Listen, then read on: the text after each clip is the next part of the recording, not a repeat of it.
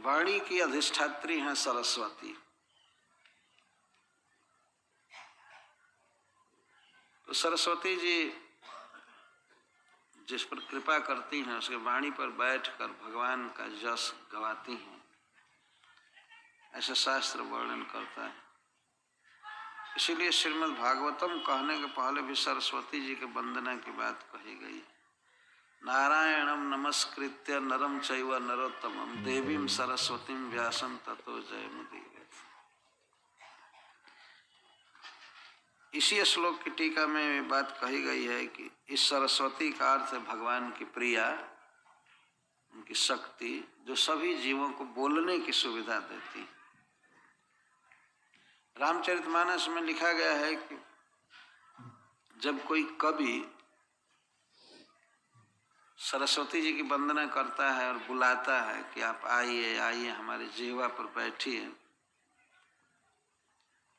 तो उसकी प्रार्थना से सरस्वती जी सत्य लोक छोड़ करके दौड़ कर आती और वे सोचती हैं कि अब भगवान का गुण गाएगा, तो दौड़ती आती हैं बहुत तेज और उस कवि के जिह्वा पर बैठ जाती।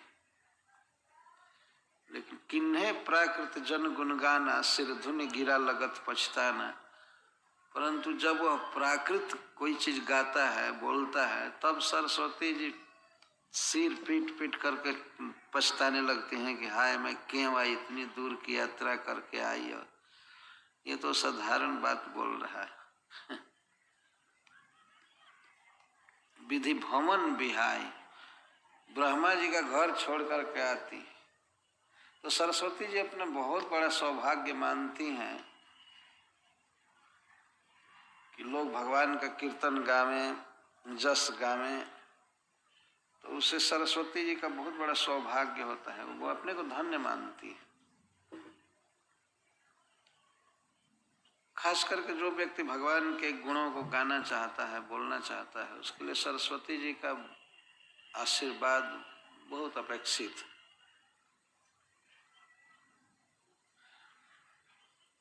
कम से कम आज सबको प्रणाम करना चाहिए सरस्वती जी को। यहाँ तो उचित था कि फोटो रखना चाहिए था, लेकिन नहीं मिला। हम लोग भी जो बोल रहे हैं भगवान के बारे में, गा रहे हैं, ये उन सरस्वती जी की कृपा है।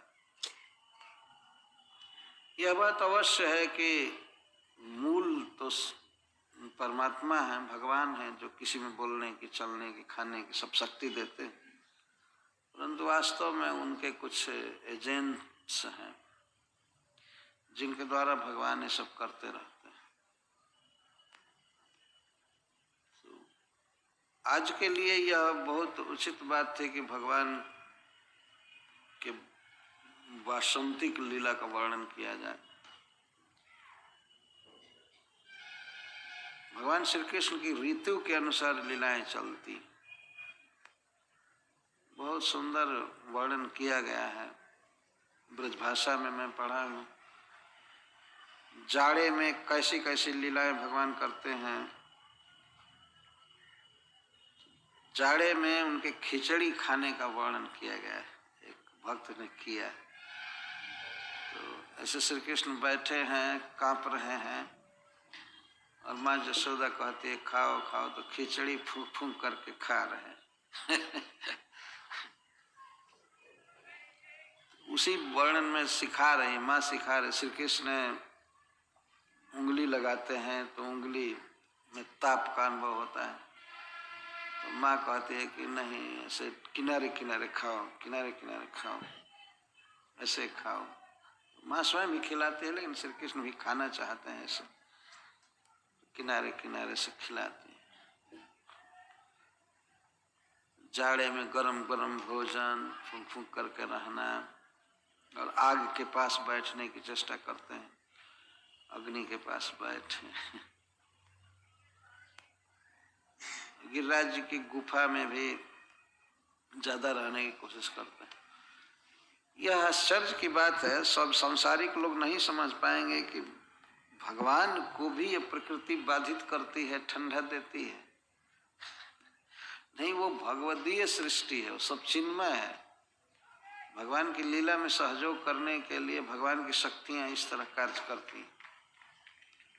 जैसे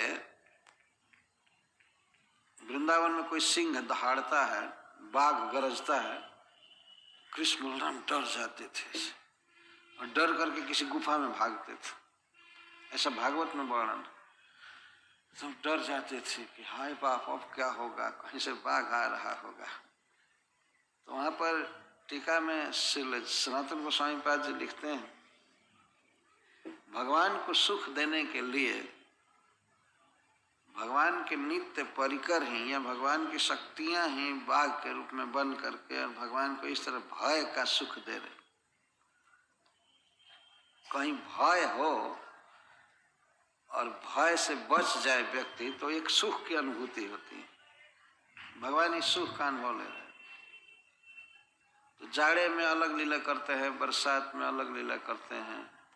श्रीमद् भागवत में वर्णन है कि भगवान अपने सखाओं के साथ कभी कभी खाने बैठते हैं पत्थर के ऊपर। सब वर्षा हो गई है, पत्थर धुल गए हैं। घर से तो भगवान ये सब बहुत लोटा कटोरी गिलास है सब लेकर नहीं जाते।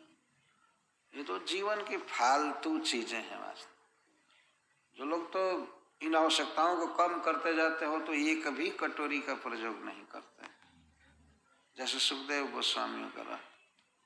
तो अपने हाथ को ही पात्र बना लेते हैं, करपात्री हो जाते हैं।